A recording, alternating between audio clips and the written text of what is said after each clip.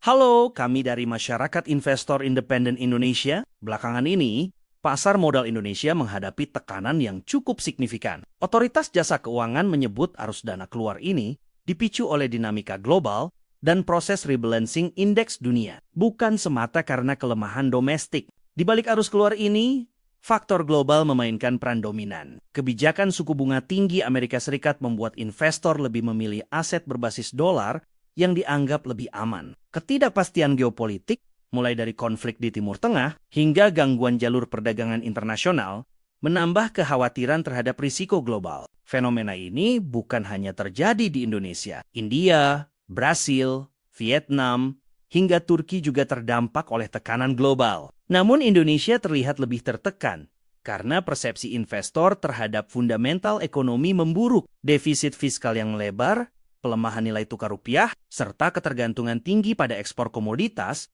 membuat pasar domestik lebih sensitif terhadap gejolak eksternal. Meski demikian, potensi pemulihan tetap ada, terutama jika kebijakan fiskal dan moneter mampu menjaga stabilitas, serta menarik kembali minat investor jangka panjang. Fenomena outflow bukan hanya terjadi di Indonesia. India tetap menarik berkat pertumbuhan ekonomi di atas 6% dan reformasi struktural yang konsisten. Brasil menghadapi volatilitas tinggi akibat inflasi dan reformasi yang berjalan lambat. Vietnam relatif stabil berkat ekspor manufaktur yang kuat.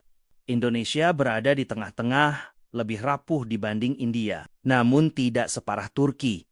Posisi ini menunjukkan perlunya langkah cepat untuk memperkuat fundamental ekonomi agar tidak tertinggal dari negara-negara pesaing di kawasan. OJK optimistis bahwa dampak arus keluar ini hanya bersifat sementara. Reformasi pasar modal terus digulirkan, mulai dari transparansi kepemilikan saham hingga 1%, klasifikasi investor yang lebih detail, pengungkapan ultimate beneficial owner, hingga peningkatan free float minimum 15%.